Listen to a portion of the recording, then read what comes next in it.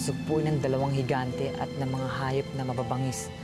Malaking kayamanan at ang prinsesa ang pabuya. Ito na yata yung hinahanap kong kapalaran, ha? Pero paano sila, kuya? Kailangan ko na sila makita. Hoy!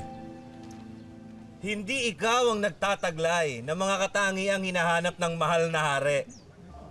Hindi ikaw ang makakatalo sa dalawang higante at sa mabangis na hayop. Mga kasama, napakalakas ng loob ng unanong ito!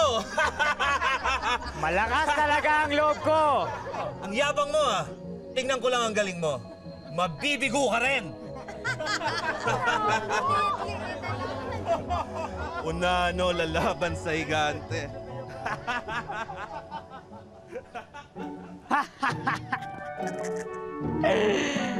Mayabang daw ako. Mayabang naman talaga. Lalaking matapang at matalino. Ako yun.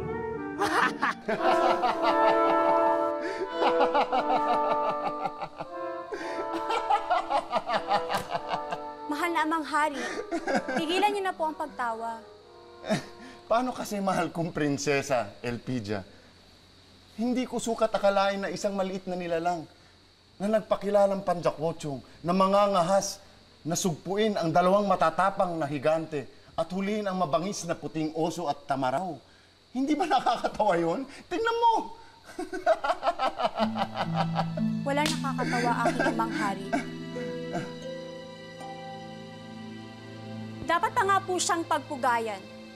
Ngayon lamang ako nakakita ng isang maliit na nilalang. Pero malahigante ang aking katapangan. Bueno. Mukhang malaki ang tiwala ng Prinsesa Elpidia sa'yo, Unano. Pagbibigyan kita. Mapangahas na pandakotyong. Makinig ka. Una mong sugpuin ang dalawang matatapang na higante na gumagambala sa katahimikan ng aking kinasasakupan. Pangalawa, ay hulihin mo ang mabangis na tamaraw at puting oso na nananalanta naman sa pananim ng aking kinasasakupan. Masusunod po, mahal na hari. Gagamitin ko ang lahat ng aking lakas, bilis at talino upang magawa ko ng maayos ang inyong mga utos.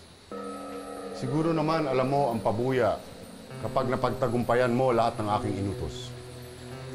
Ito'y kayamanan at kapangyarihan. At isa rin tong pagsusubok para sa mapapangasawa ng aking prinsesa. Kaya kung sino man ang magtagumpay, ay mapapasa kanya ang puso ng aking anak. Mas lalo ko pong gagalingan. Dapat lang. Alam mo kung bakit?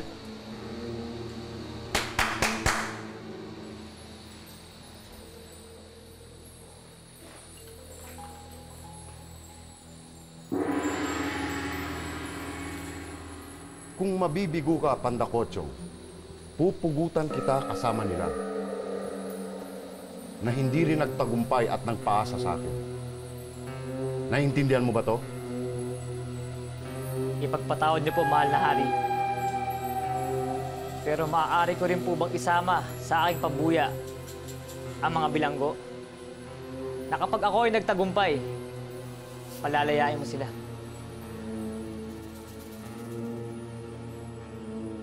Sige, pumapayag ako. Sana nga ay magtagumpay ang iyong kapalaluan. Aalis na ho ako, mahal na hari. Mahal na prinsesa.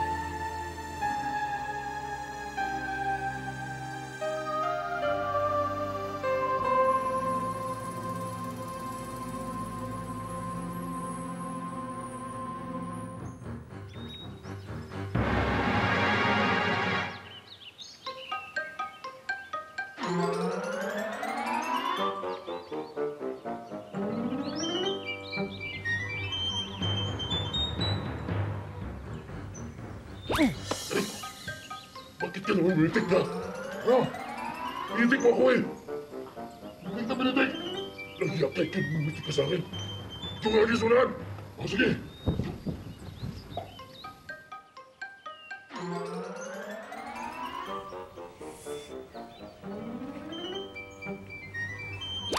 Aray! Ikaw pala namitig eh! Hindi ko namitig sa'yo! Kaya na pinauna kita dyan eh!